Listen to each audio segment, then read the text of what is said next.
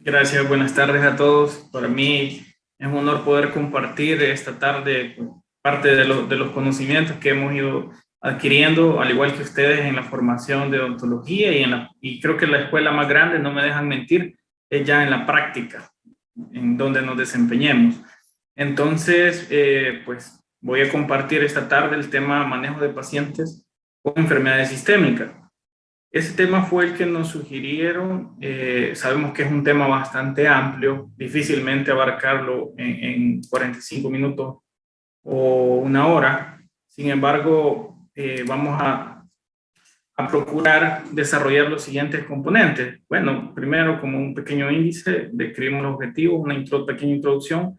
Hablaremos de propedéutica médica ontológica, la importancia de la evaluación sistemática en pacientes, para la evaluación de pacientes sanos y pacientes con enfermedades sistémicas, y un poco de clasificación ASA. Como objetivos para esta presentación es conocer la importancia de la evaluación sistemática de pacientes médicamente comprometidos que requieren atención estomatológica.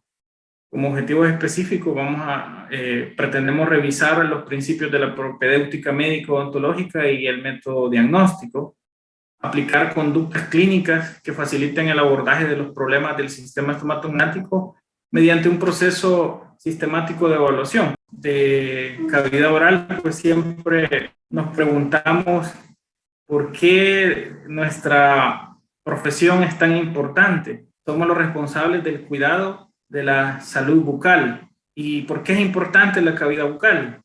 Sabemos, como vemos en esta imagen, que una cavidad bucal con armonía, tanto anatómica como en estado de salud, libre de enfermedad, representa pues un aspecto importante, tanto desde nuestra presentación física como algunas funciones que ejercemos a través de la cavidad bucal, como es la masticación, el gusto, la fonación, la estética, la comunicación y más. Y ahí todos sabemos eso. En nuestra especialidad realizamos procedimientos quirúrgicos que son necesarios para resección de tumores, como ameloblastomas o manejo de quistes, entre otro tipo de lesiones de la cavidad bucal que muchas veces llevan a limitar estas funciones y la dificultad que los pacientes presentan, dificultad para la comunicación y obviamente el impacto psicosocial que esto tiene también es importante. Por esa razón, es necesario que nosotros retomemos como odontólogos la importancia de cuidar esta salud bucal. Y nos podemos hacer la siguiente pregunta. ¿La salud bucal puede poner en riesgo la salud general? Me gustaría obviamente estar ahí con ustedes compartiendo de forma presencial y poder interactuar, pero pues ya que estamos utilizando esta vía, sé que muchos de ustedes están ya pensando cómo la salud bucal puede impactar en el riesgo de salud general.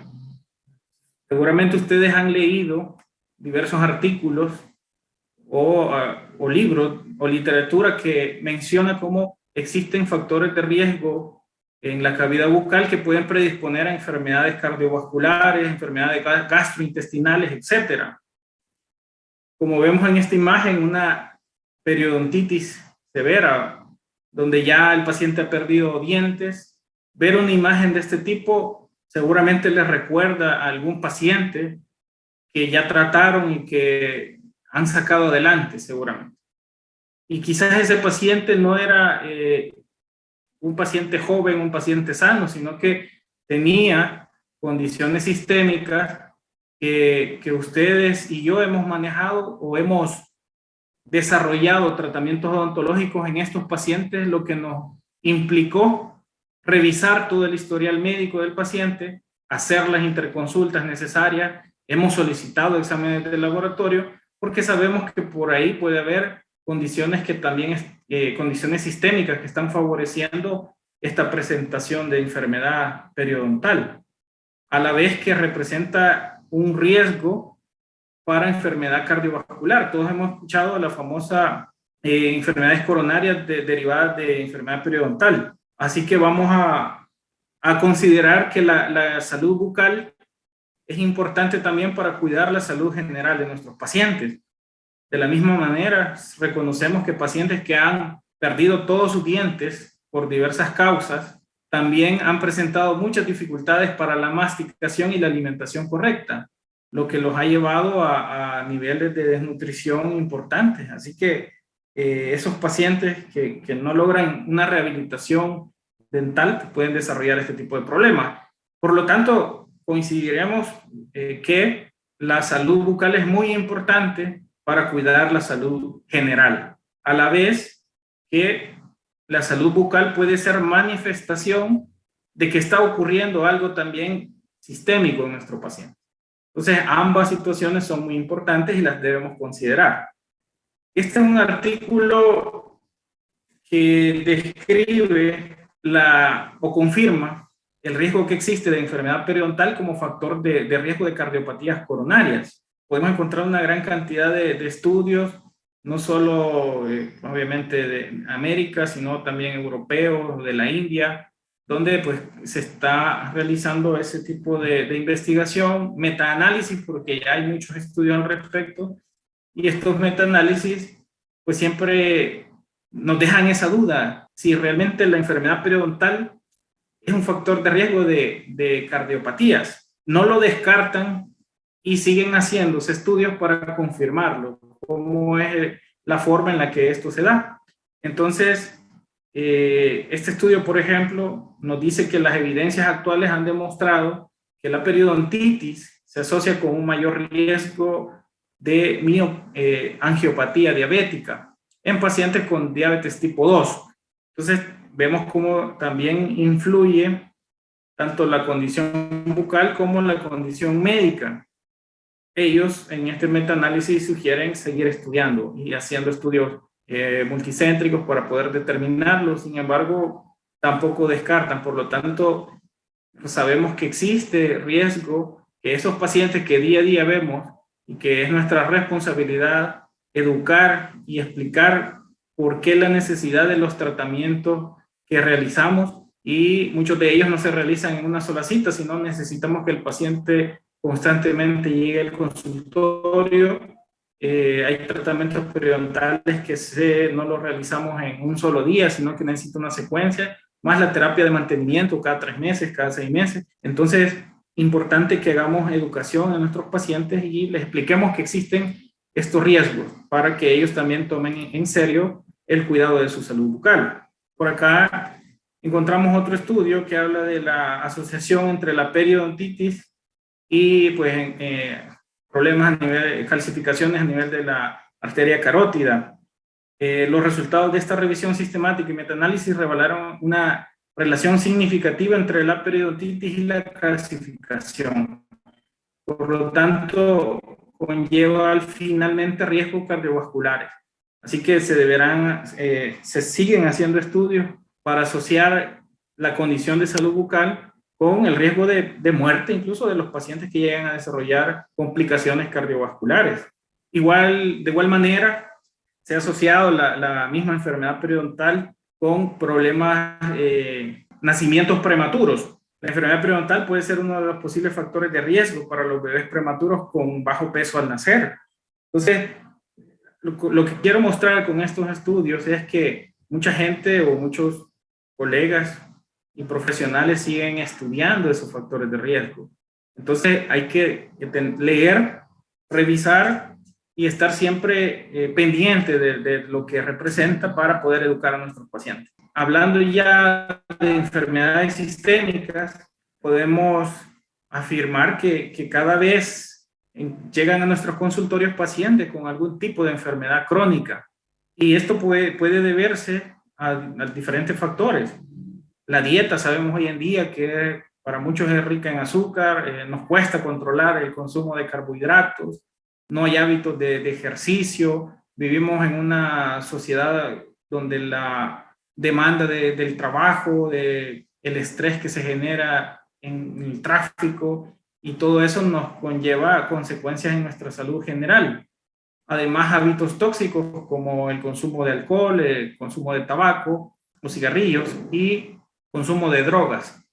Todo eso representa obviamente un incremento de factores de riesgo para que se desencadenen algunas enfermedades sistémicas como la hipertensión arterial, la diabetes mellitus, enfermedad renal. Entonces, importantísimo reconocerlo. Además, pues con el envejecimiento de la población, que eso se da en todas las sociedades, sabemos que existen pacientes que llegan a nuestro consultorio de 50, 60 años, que raro es quizás encontrar un paciente que no tenga un compromiso sistémico. Entonces, en la medida que la edad del paciente aumenta, también representa riesgos que se hayan desarrollado condiciones médicas que haya que tratar también. A pesar de los avances médicos en la terapia farmacológica y quirúrgica que hoy en día se tienen. Por lo tanto, sí, definitivamente hay un incremento de pacientes ambulatorios con enfermedades sistémicas que están llegando a nuestros consultorios dentales. Cuando hablamos de enfermedades sistémicas y la cavidad bucal, también podemos asociar que todo este grupo de enfermedades tienen algunas manifestaciones bucales. Las enfermedades metabólicas como la diabetes mellitus o deficiencias nutricionales, la desnutrición en sus diferentes grados, avitaminosis, pueden generar condiciones de salud bucal desfavorables, ya que la desnutrición sabemos que se asocia también con una pobre cicatrización de tejidos, lo que conlleva que pacientes que sufran algún tipo de lesión en la boca y aquellos que no tienen una adecuada higiene bucal se predispongan para desarrollar procesos infecciosos agudos, severos, y aparte de la pobre cicatrización en posterior a procedimientos como extracciones dentales. La enfermedad de Addison también, sabemos que es una condición de la glándula suprarrenal donde hay una deficiencia en la producción hormonal que va a representar condiciones de cavidad bucal y sistémicas que son desfavorables a la hora de planear un tratamiento odontológico, sabiendo que los tratamientos odontológicos son tan variados que van desde el tratamiento periodontal, operatorio dental, hoy en día con más énfasis los implantes dentales, la regeneración de tejidos como los injertos óseos para establecer condiciones más favorables en la rehabilitación dental. Entonces, requerimos una adecuada evaluación para poder seleccionar e individualizar cada caso, reconociendo los riesgos que este paciente pueda tener para el tratamiento que yo le quiero ofrecer. Obviamente el embarazo sabemos que es una condición especial que debemos cuidar.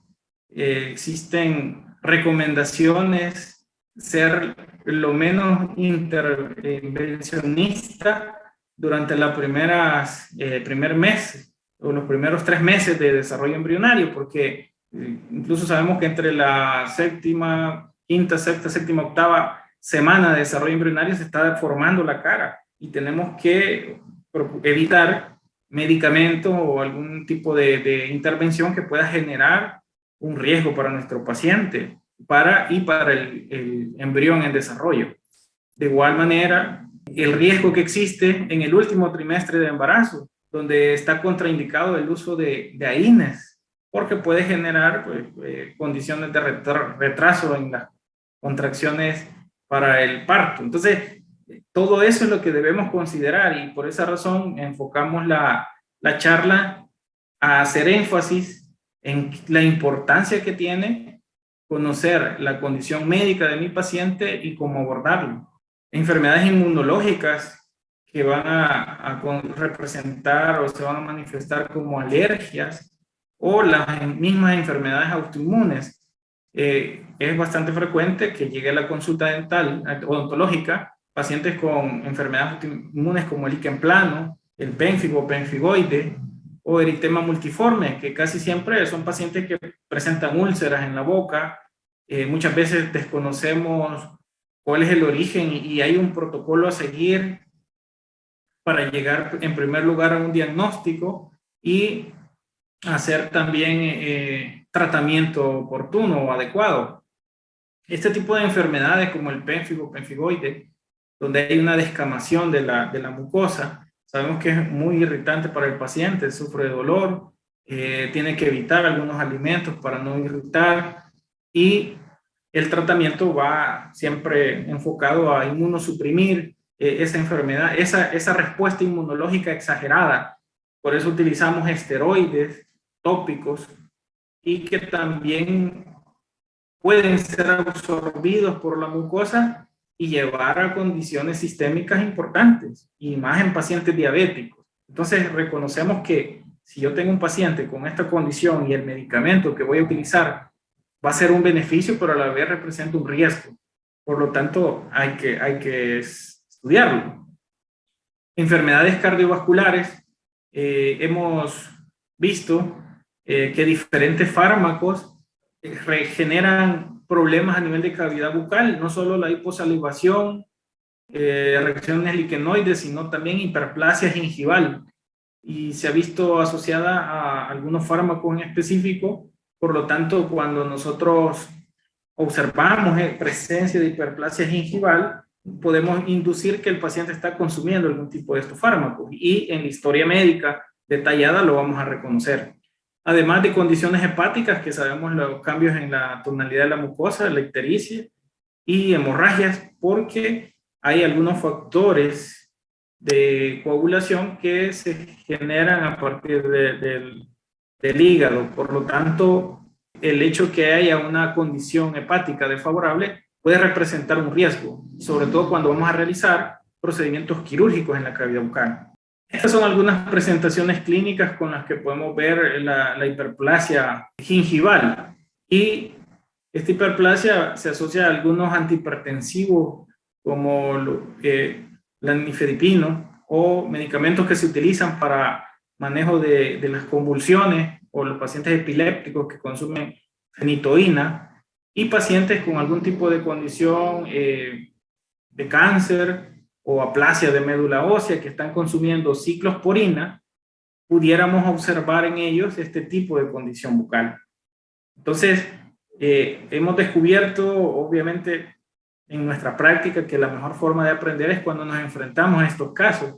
Por eso, cada vez que viene un caso nuevo, se nos vuelve un reto conocer cómo se desarrolló, qué factores influyeron y cómo tratarlo, obviamente. Entonces, motivarles a que siempre que tengan un caso interesante, pues se pueda discutir incluso entre profesionales para aprovechar y enriquecer nuestro conocimiento y nuestra experiencia.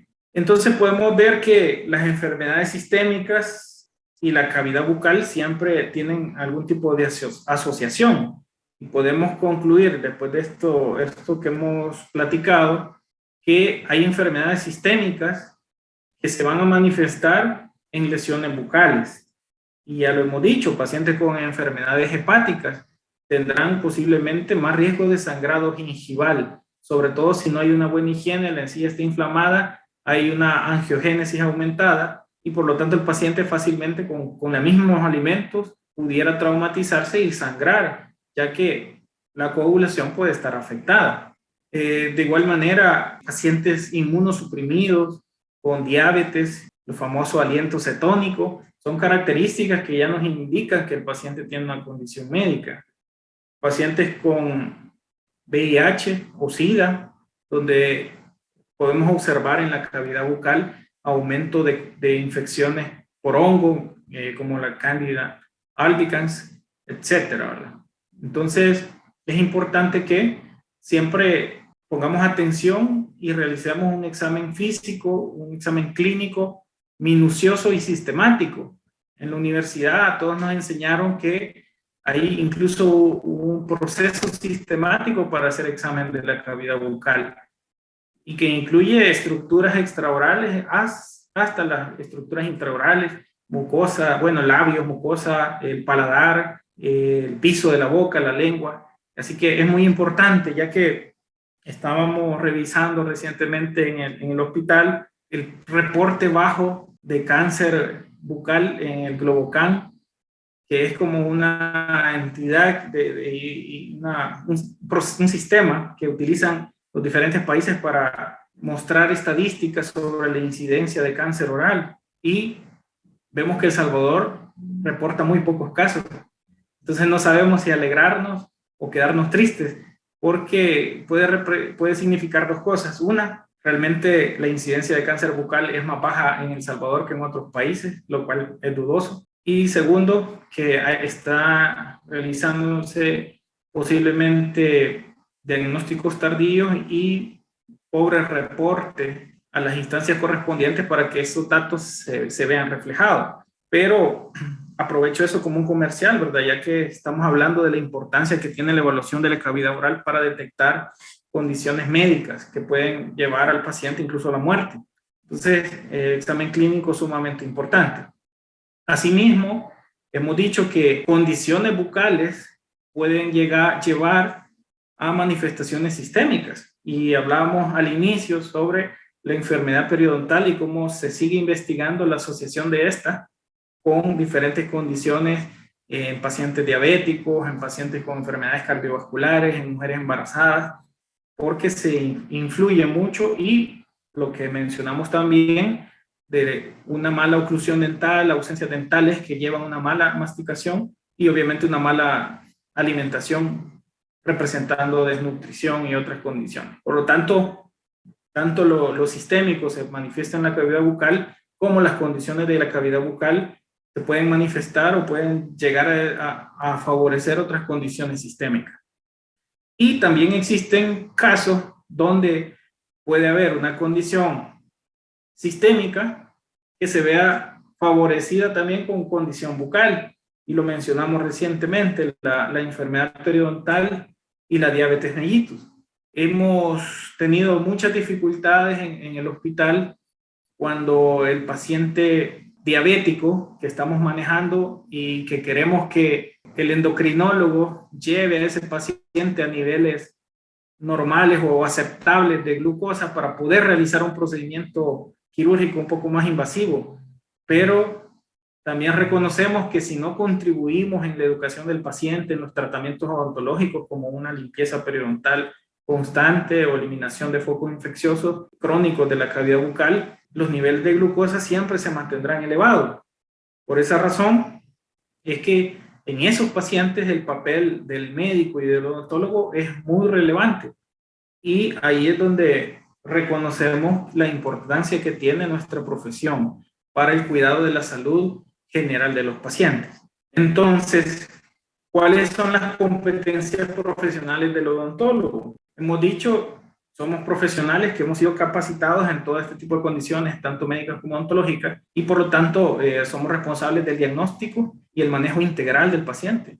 Eso que siempre se ha cuestionado, que el odontólogo solo ve el diente, es una falta grave, creo yo, a nuestra profesión, y aparte de ello, debemos cuidar que eso no se fomente, porque somos responsables tanto de los diagnósticos bucales como de los diagnósticos sistémicos. ¿Cuántas veces odontólogos en sus consultorios han detectado por primera vez que el paciente presentaba niveles de glucosa elevados? Estoy seguro que ustedes ya tuvieron alguna experiencia cuando hacemos pruebas de glucometría periférica, ¿verdad? Vamos a hacer un procedimiento de extracción o vamos a hacer una limpieza periodontal, pero observamos en nuestro paciente condiciones que pueden sugerir que haya una asociación entre esa condición bucal y alguna condición sistémica o de inmunosupresión.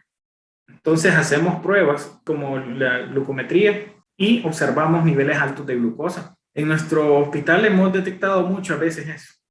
Cuando hacemos la prueba, pacientes que en el aparatito aparece high, es decir, ni siquiera es cuantificable el nivel de glucosa que ellos tienen. Y ellos lo desconocían. Por lo tanto, hemos contribuido para detectar una condición sistémica que lo pudo llevar a la muerte, que en este momento ya el paciente al conocerlo se refiere para el manejo médico oportuno y puede corregir esa condición o al menos nivelar para que ya no corra riesgo y puede iniciar su tratamiento. Entonces, la hipertensión arterial. ¿Cuántos de ustedes seguramente ya han diagnosticado hipertensión arterial? Sabemos que hay criterios para el diagnóstico, pero lo más importante es que nosotros tengamos el hábito de realizar la evaluación de los signos vitales. En las unidades de salud sé que hay un equipo de enfermería que les apoya con la toma de los signos vitales. es importante siempre hacer lectura e interpretación de estos valores. ¿Qué puede significar un pulso periférico de 40? ¿O qué puede significar una presión arterial de 100 sobre 40 y una frecuencia cardíaca de casi 100 latidos por minuto? Obviamente hay un gran sobreesfuerzo del corazón y hemos tenido experiencias tanto en la clínica particular como a nivel hospitalario que esos signos realmente han significado riesgo para el paciente. Un paciente que tuvimos, ya voy a contar esta anécdota, aquí en nuestro consultorio, el paciente venía referido con urgencia para extracciones dentales, porque había instaurado ya un proceso infeccioso local, crónico. El paciente con enfermedad renal, diabetes, hipertensión, y nuestro consultorio tiene de rutina la toma de signos vitales, presentando una presión de 130 sobre 45, o sea, algo sumamente divergente, digamos, y frecuencia cardíaca arriba de 100, lo que pudo significar para ese paciente que estaba con un esfuerzo cardiovascular importante para poder nivelar esas presiones sanguíneas. El corazón está latiendo con mayor fuerza y si nosotros decidimos en ese momento por la urgencia o porque el paciente exige que hagamos el procedimiento porque nadie más se lo quiere hacer y realizamos infiltración de anestésico local con vasoconstrictor, lo más seguro es que ese paciente pueda presentar una complicación cardiovascular importante en el sillón dental y eso nos lleva a consecuencias pues muy desfavorables. Lo que corresponde en ese caso es realizar la interconsulta respectiva, explicar al paciente que debido a su condición sistémica no podemos realizar un procedimiento de forma inmediata, sobre todo el uso de anestésicos locales y vasoconstrictores, y lo que nos corresponde es medicar para que pues, el proceso infeccioso pueda disminuir y en todo caso, o en un caso grave que no es muy habitual, pero podemos decidir hacer un ingreso hospitalario y solicitar las interconsultas médicas correspondientes para poder tratar al paciente. Entonces eso es muy importante, los signos vitales. ¿Por qué es importante conocer las condiciones médicas preexistentes de nuestros pacientes? Como hemos dicho ya, conocer el riesgo anestésico. En odontología trabajamos más con anestesia local y sedación. Pocas veces trabajamos con anestesia general. Sin embargo, hay casos que lo ameritan y se han realizado procedimientos de obturaciones, endodoncia, bajo anestesia general en pacientes con alguna condición mental, por ejemplo, que no permita el adecuado manejo en un consultorio ni con anestésicos locales ni sedación únicamente, entre otras condiciones que pudieran requerirlo. Por lo tanto, debemos saber qué necesito yo conocer de la condición médica de mi paciente para tener una adecuada anestesia. Y como les repito, no es necesario pensar en la anestesia general, sino desde la anestesia local y el uso de vasoconstrictores.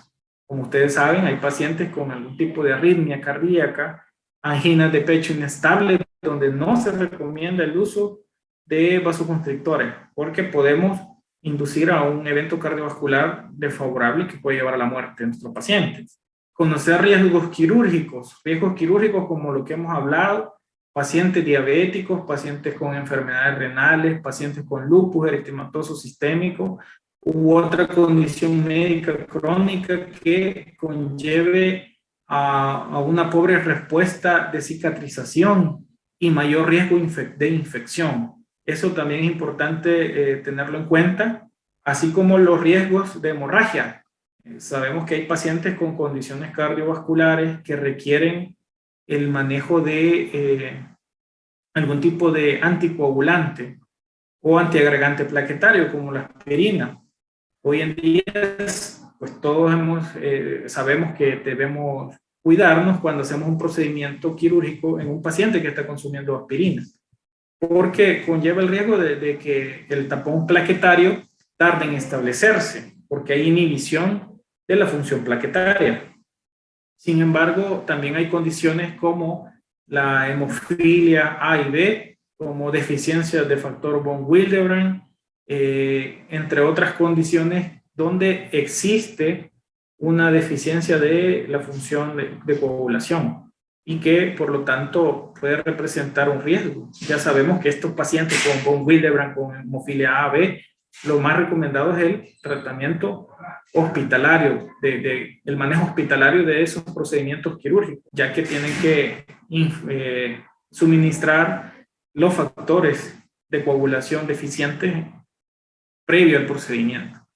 Así también pacientes con algún tipo de válvula cardíaca u otra condición cardiovascular que amerita el uso de warfarina. Sabemos que la warfarina es un fármaco que inhibe también el proceso de coagulación y el efecto de la trombina.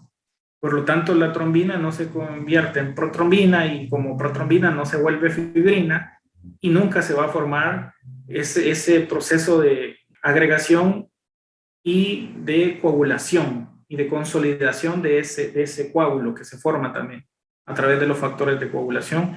Por lo tanto, el paciente puede sangrar constantemente, aunque utilicemos algunos medios mecánicos para detenerlo. Entonces, en esos casos, sabemos que debemos hacer la interconsulta. Yo no voy a suspender en ningún momento la warfarina, ni voy a tampoco a suspender la aspirina siquiera. Lo más recomendado es conversarlo con el médico de cabecera, porque sabemos que tanto la aspirina como la warfarina han tenido una indicación específica.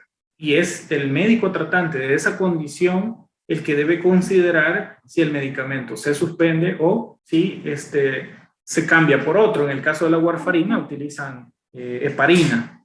Las interacciones medicamentosas, pues hemos estado conversando el riesgo que hay tanto para potenciar algunos efectos como para inhibirlos. Hay que saber qué medicamentos son los que nuestro paciente está consumiendo para poder evitar alguna interacción desfavorable que pueda poner en riesgo la vida del paciente. Planificación adecuada de procedimientos, ya lo hemos dicho. Conociendo bien a nuestro paciente y su condición médica, podemos adelantar y prever qué riesgo vamos a tener y sobre todo vamos a prevenir todo tipo de complicaciones. Medidas profilácticas, como ya también sabemos, pacientes con enfermedades de inmunosupresión o cardiovasculares, incluso prótesis de cadera, prótesis de rodilla o algún tipo de válvula cardíaca, son riesgos de infecciones sistémicas o cardiovasculares previo a un procedimiento o incluso una terapia profilaxis antibiótica, aunque pueden utilizarse desde la amoxicilina y para los alérgicos a la clindamicina. Tener conocimiento de esa gama de opciones, pero si no reconocemos el riesgo de nuestro paciente, no lo vamos a aplicar. Así que debemos ser también cuidadosos y por esa razón es importante la evaluación adecuada del paciente. Modificación del comportamiento del paciente. Sabemos que debido a diferentes condiciones, podemos nosotros influir en la dieta, por ejemplo, de nuestro paciente, en los hábitos de higiene, que lo puede llevar a un proceso más seguro. Nosotros realizamos frecuentemente cirugía de terceros molares y algo que es una norma es que todo paciente que será sometido a una cirugía vaya primero a terapia periodontal. Le fomentamos también el uso de todos los aditamentos de higiene, un adecuado cepillado dental, uso de hilo, porque sabemos que todo eso genera una condición mucho más favorable para la cicatrización. Por esa razón, pues, influimos hasta en el comportamiento de nuestro paciente. Por lo tanto, el curso de evaluación brinda una oportunidad para que el médico declare un cuidado e interés genuino por el paciente, lo que a su vez permite un mayor éxito y satisfacción global. El paciente se siente feliz cuando ve que nosotros nos interesamos y yo sé que muchos fármacos los desconocemos o como son medicamentos que no estudiamos regularmente, podemos desconocerlo. Nos ha pasado que de repente dice, yo tomo tal medicamento y no sabemos si ese es el nombre comercial o genérico y lo que nos corresponde es ir a revisarlo y ahí tenemos la facilidad del internet y no tenemos por qué tener pena de revisar el nombre del medicamento, ver si ese es su principio activo o es el nombre comercial y sobre todo evaluar el mecanismo de acción de ese medicamento. Porque si estamos ante un medicamento que lo que hace es estabilizar la frecuencia cardíaca, sabemos que es muy importante para el paciente, o medicamentos que son utilizados como anticoagulantes, etcétera, sabremos entonces cómo debemos actuar.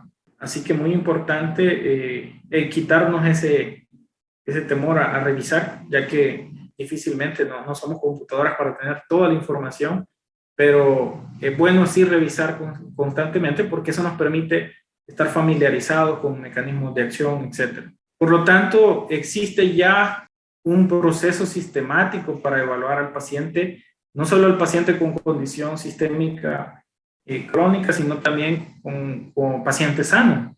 O sea, la propedéutica médica y odontológica nos enseña que ya existe un método ordenado y procedimientos para poder recabar esa información, tanto médica como bucal o estomatológica, evaluación psicológica de nuestro paciente, sociocultural, y en consecuencia nos permite establecer un historial con relevancia clínica para determinar no solo el diagnóstico, sino prever ya el plan de tratamiento que el paciente requiere.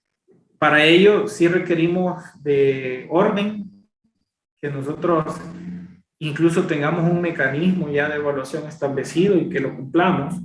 La disciplina para ser constantes y no solo voy a tomar signos vitales solo a los pacientes que yo sospecho algo, sino que sea un hábito y que lo hagamos constantemente, o que entrenemos a nuestro personal para que nos pueda apoyar con eso y que sea información confiable. Además de la flexibilidad en el proceder, ya que a pesar de que es un proceso sistemático, no es una receta de cocina, sino que dependiendo de cada condición puede variar. Tipos de evaluación. Existe una evaluación integral, que es la que debemos hacer a todos aquellos pacientes que vemos por primera vez, pacientes también de control o seguimiento por tratamientos complejos que se han realizado. Pero ¿en qué consiste la evaluación integral? Implica cumplir todo el proceso sistemático, que ya lo vamos a hablar. Va desde una adecuada historia médica, conocer todos los antecedentes familiares, antecedentes de alergias, quirúrgicos, etcétera, hacer una evaluación de signos vitales y un examen clínico, no solo enfocado a la causa del paciente, sino también una exploración muscular, de glándulas, palpar que no existan nódulos en el cuello, etcétera. Entonces es importantísimo tener un proceso ordenado y hacerlo de forma adecuada. Es decir, esta primera evaluación siempre nos debe llevar quizás entre media hora, 40 minutos, y por eso consideramos que en la práctica privada eso no debe ser un proceso que se haga de forma gratuita, sino que obviamente lleva un costo porque implica tiempo y sobre todo nuestro conocimiento y experiencia para detectar durante el proceso cuáles son los riesgos de nuestro paciente. Sabemos la dificultad que hay en ello en las instituciones públicas. Yo lo vivo todos los días de mi consulta en el Hospital Rosales. Realmente la demanda de pacientes es alta, además a pesar de que el hospital regula cuántos pacientes podemos ver, muchas veces vemos más. Lo que no debe de llevar es a disminuir la calidad de esa evaluación, sino que siempre dedicar el tiempo necesario. Así que a veces yo le he dicho a los residentes que están con nosotros en el hospital que, aunque sea triste, pero no hay que saturarnos de tantos pacientes, porque si no la calidad de esa evaluación va a ser menor y entonces estoy abarcando mucho pero haciendo muy poco por ello. Entonces eso hay que tenerlo en cuenta. Existe también un proceso de evaluación abreviada, que como hemos dicho, esta evaluación se realiza en pacientes con algún tipo de emergencia médica o ontológica, entonces de urgencias, donde sí nos enfocamos principalmente al motivo de consulta, pero nunca dejamos de lado una revisión rápida de la condición médica y sus antecedentes. El control de pacientes que fueron dados de alta también se puede hacer ya una evaluación abreviada porque son pacientes que ya conocemos y que llegan a un chequeo nada más de control después de haber finalizado todo su tratamiento. Siempre hay que estar alerta a detectar en esos controles radiográficos que hacemos que no haya presencia de algún tipo de quiste o algo que se pueda desarrollar, que sabemos son muy silenciosos y pueden aparecer en cualquier momento de la vida. Por lo tanto, debemos siempre ser meticulosos. Evaluación también de la efectividad de alguna terapia cuando yo ya, en el caso de un paciente de neuralgia del trigémino, que ya lo evaluamos la primera vez, hicimos su evaluación integral y completa, detallada, detectamos las condiciones médicas que pudieran desfavorecer el tratamiento, instauramos una terapia para esa neuralgia y el tratamiento es efectivo. Ya las próximas evaluaciones serán ya evaluaciones abreviadas, enfocadas a vigilar si ese tratamiento está funcionando o no. Entonces, podemos decir que esta propedéutica la podemos englobar en tres elementos principales, aunque aquí aparecen 5 en general, que incluyen el interrogatorio o la historia médica minuciosa y, como hemos dicho, no solo de la condición actual del paciente, sino sus antecedentes previos, la exploración física. Incluso hoy en día con mucha facilidad podemos hacer registros fotográficos de las lesiones que se observan en el examen clínico. Y esa exploración física va desde la evaluación de signos vitales, la evaluación y palpación extrabucal y el examen clínico sistemático intraoral, así como el registro, como les decía, de fotografías, que es importante para evidenciar el inicio cómo llegó el paciente a nuestro consultorio y cómo evoluciona en la medida que está cumpliendo el tratamiento. Antecedentes anestésicos y quirúrgicos previos también es importante reconocerlo, porque hay pacientes que han tenido algún tipo de efecto adverso con el uso de algún anestésico local o han tenido problemas de cicatrización en procedimientos quirúrgicos previos. Entonces eso también es necesario conocerlo para poder abordar adecuadamente nuestro nuevo tratamiento. Los antecedentes familiares y sociales también son muy importantes, al igual que los estudios complementarios. La historia médica hoy en día se recomienda que para poder acelerar un poco o facilitar ese proceso de evaluación, elaboremos o retomemos de los cuestionarios que ya son publicados y han sido evaluados para examinar la condición médica del paciente y se pueda proporcionar a la llegada al paciente en la sala de espera para que empiece a llenar ese cuestionario. Eso nos adelanta un poco la información. Corremos el riesgo que el paciente omita en el papel, omita algún tipo de enfermedad porque no le entiende o porque él la desconoce con ese nombre.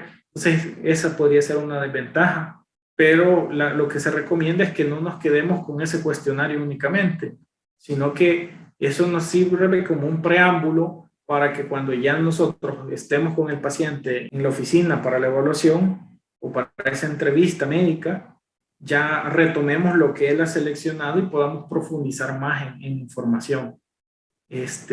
Así que es importante esa evaluación inicial. Si no utilizamos el cuestionario, pues será cuando el paciente ingrese al consultorio que nosotros iniciamos todo el proceso sistemático de evaluación.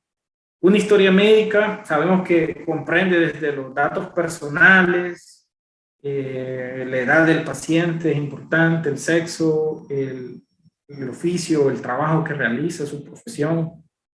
Y entramos también ya a la parte propia del motivo de consulta, la historia de ese motivo de consulta, pero como estamos hablando de las condiciones médicas, nos vamos a enfocar en qué evaluar cuando hacemos esa historia médica detallada.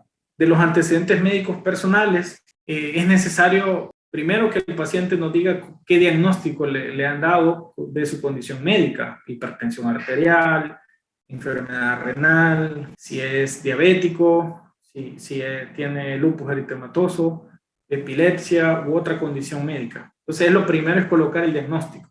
Posteriormente, es necesario saber desde cuándo se le diagnosticó. No es lo mismo un paciente que tiene apenas 3 meses que se ha diagnosticado diabetes mellitus a un paciente que tiene más de 20 años en tratamiento.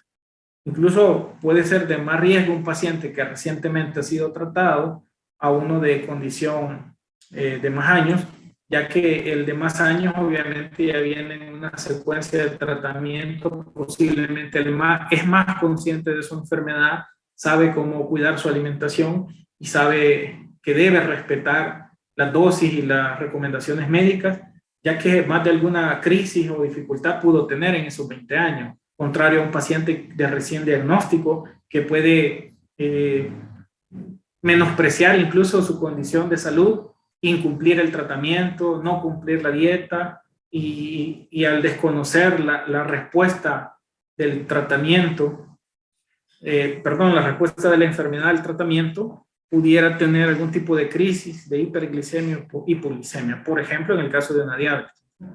También es importante saber dónde lleva el control, si es un control particular, es una unidad de salud o un hospital. ¿Qué tipo de especialista lo ve? También es importante. Si es un médico general o si ya es una especialidad enfocada a la condición médica que él presenta. También el tipo de tratamiento que se le ha instaurado y cómo lo cumple. Muchos pacientes no recuerdan el nombre de los medicamentos o no lo han estado utilizando siquiera, pero es necesario que quede un registro de qué medicamentos le ha indicado. Por lo que hemos hablado previamente, ya dijimos que pueden haber interacciones farmacológicas con los medicamentos que nosotros utilicemos o, por ejemplo, podemos prever si hay algunos tratamientos que no vamos a realizar. En el caso de pacientes anticoagulados, hoy en día es mucho más frecuente la presencia de osteonecrosis por bifosfonatos o por medicamentos antirresortivos que se utilizan en pacientes con cáncer o en pacientes con osteoartritis o osteoporosis, perdón. Entonces, en esos casos, saber qué medicamento está tomando es muy importante. La dosis con la que lo utiliza, algo que sí nos han enseñado, importante para reconocer. Si un paciente con osteoporosis nos dice que no recuerda el nombre del medicamento, pero que es un medicamento que lo toma todos los días, posiblemente sea calcio. Pero si es un paciente que nos dice, no, yo solo me tomo una pastilla los lunes, otra los viernes, otra el miércoles de la siguiente semana, entonces nos estás sugiriendo que posiblemente esté utilizando un antirresortivo, que sabemos que cambia el metabolismo óseo y por lo tanto hacer un procedimiento como una extracción dental pudiera generar un problema de cicatrización ósea llevando a una osteonecrosis, que son condiciones bien difíciles de tratar. Entonces, por eso es importante saber la última vez que estuvo hospitalizado y su última crisis de la condición médica que presenta.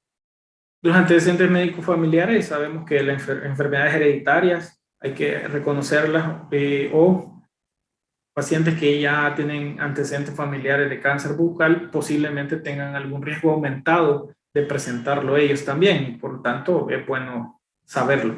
Antecedentes quirúrgicos, como hemos dicho, qué tipo de cirugía le han hecho, no necesariamente solo cirugía bucal, sino que puede ser apendicectomía, histerectomía u otro procedimiento por el cual el paciente fue sometido a procedimiento quirúrgico, y saber cuándo se realizó esa cirugía, cómo fue su proceso de recuperación o cicatrización, si fue favorable o hubo algo, complicaciones.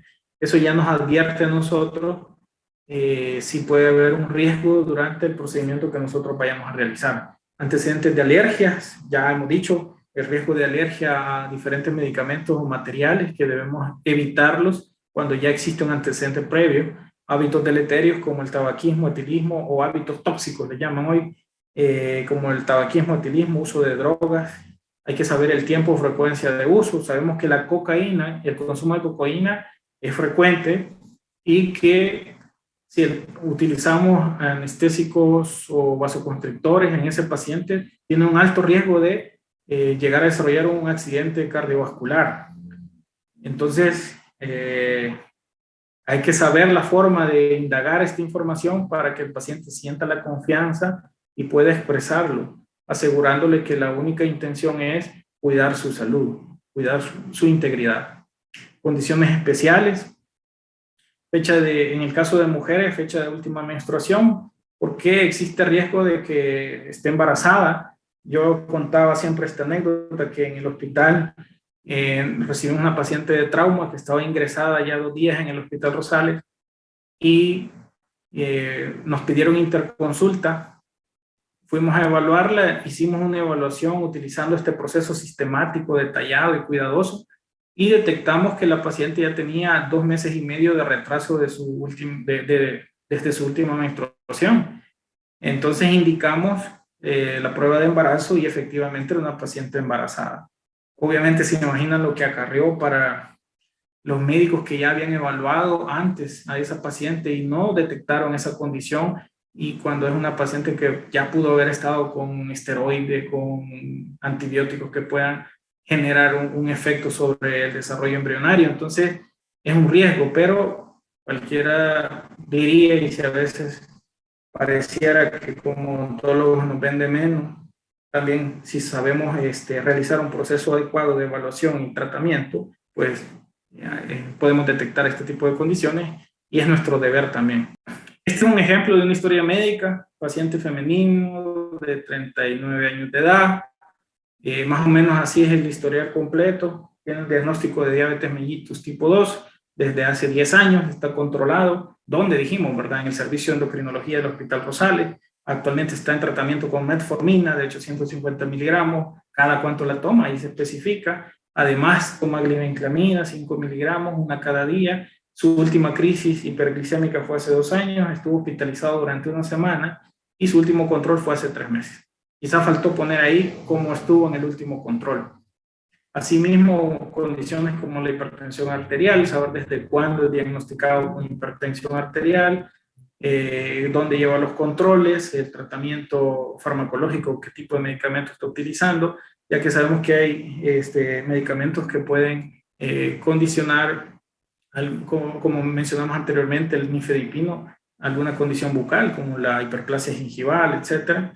Así vemos el tratamiento, la dosis, cada cuánto, aspirina 10 miligramos cada día, último control hace 6 meses, antecedentes quirúrgicos, la apendicectomía hace 5 años, con una adecuada cicatrización, no tuvo complicaciones, alergia a penicilinas, niega hábitos tóxicos y niega posibilidades de embarazo, incluso vemos la última fecha de menstruación para confirmar que no hay alguna posibilidad. Y el uso de anticonceptivos o no, y recuerden que hay algunos fármacos como antibióticos que pueden inhibir el efecto anticonceptivo y por lo tanto pueden representar la posibilidad de un embarazo para nuestros pacientes, ya que existen interacciones farmacológicas donde hay efectos de potencialización de los fármacos o inhibición, y en el caso de los anticonceptivos existen algunos fármacos inhibitorios del efecto anticonceptivo y puede el paciente quedar embarazado. Así que en resumen, decimos que la importancia también de la evaluación médica y la medicación previa es importante porque nos permite modificar la dosis indicada, cambiar el medicamento en el caso sea necesario, que es algo que no lo hacemos nosotros, pero podemos interconsultarlo y sugerirlo con el médico tratante. Como decíamos, el caso de la warfarina se sustituye por heparina para un mejor control de la hemorragia, y sabemos que hay algunos exámenes que se van a indicar, así como la descontinuidad temporal de algún medicamento, como se ha hecho con el caso de la aspirina, aunque hoy ya no es una regla al 100% que todos los casos se van a suspender, sino dependerá qué tan cruento el procedimiento a realizar.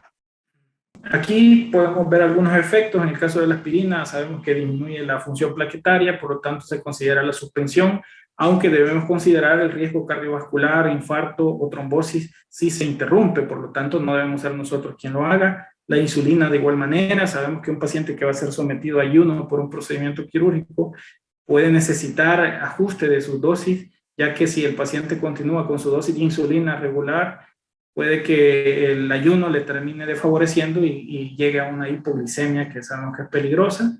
El examen físico ya es como esto más rápido, nada más hablar de los signos vitales, el índice de masa corporal es importante considerarlo, la evaluación de cabeza y cuello es nuestra responsabilidad y tenemos que hacerla, así como la cavidad bucal y otros marcadores físicos pertinentes a la historia médica.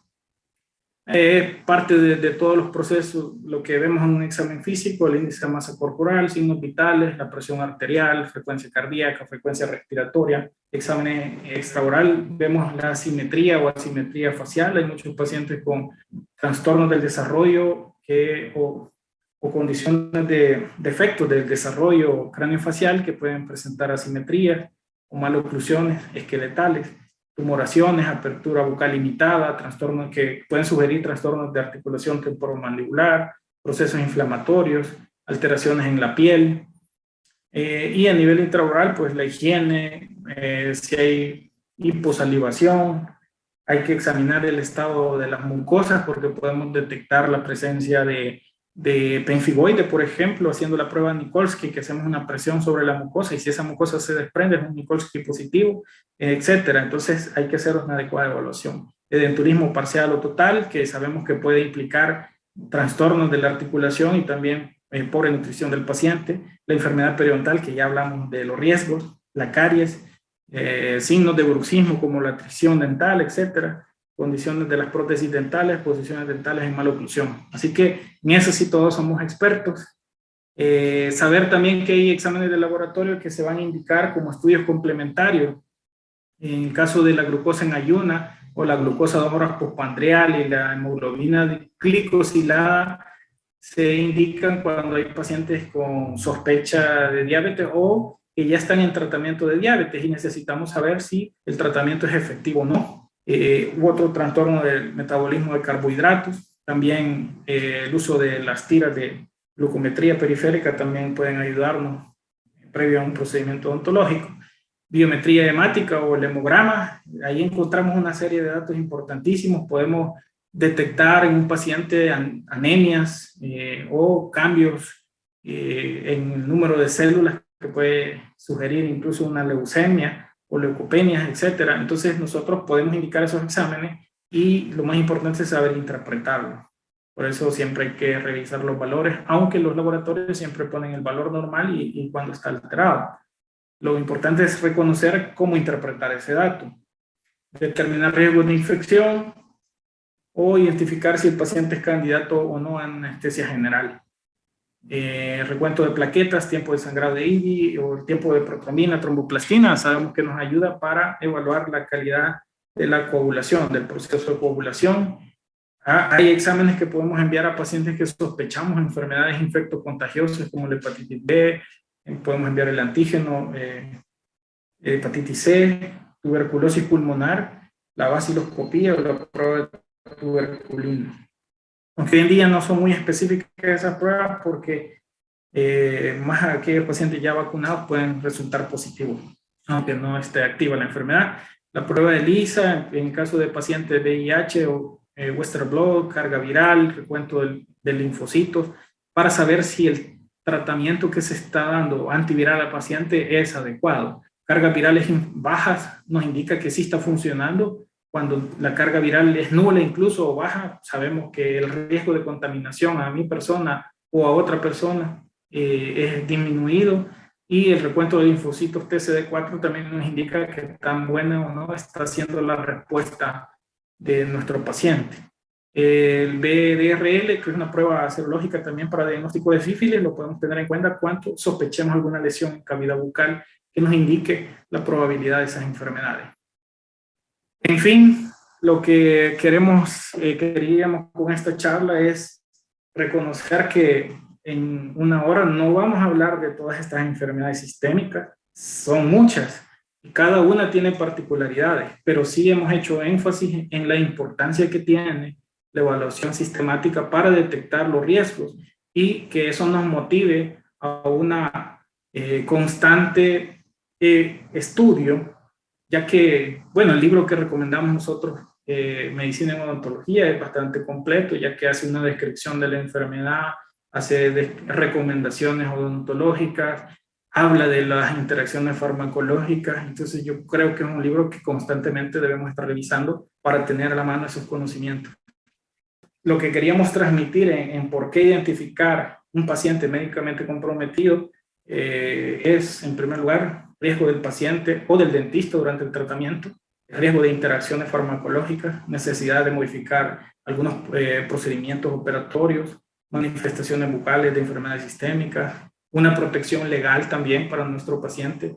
Cuando hay una complicación, siempre que hay alguna demanda, hay investigación y todo lo que se reporte en nuestro expediente clínico es lo que nos puede salvar de algún problema. Mejores relaciones médico-odontológicos, como les repito, tenemos que estar siempre de la mano con el médico en los pacientes con condiciones de salud crónica y establecer buenas relaciones con el paciente.